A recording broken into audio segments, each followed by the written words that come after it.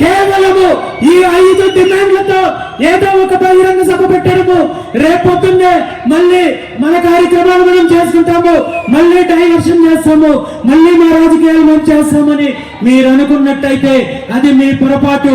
ఈ రోజు ఈ ఉద్యమానికి కేవలం ఇది ఆరంభం మాత్రమే.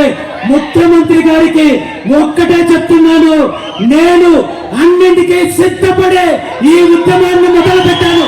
మీ బెదిరింపులకు, మీ తప్పుడు కేసులకు, మీ అక్రమ కేసులకు నేను కాదు కదా, నా కాళ్ళ మీద ఉన్న వెంట్రుకు కూడా భయపడని చెప్పి ఈ సందర్భంగా తెలియజేస్తున్నాను.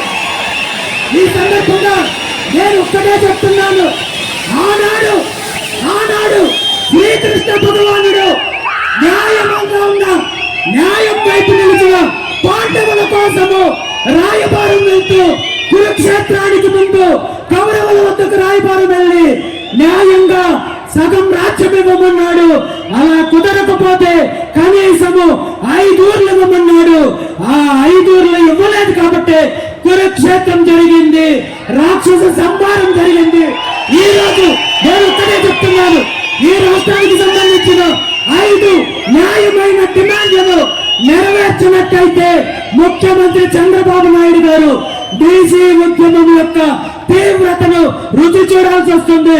దీనికి మీరు బాధ్యత వహించాల్సి వస్తుంది.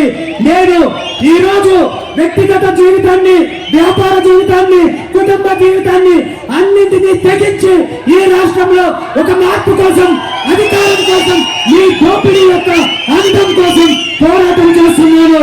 ఈ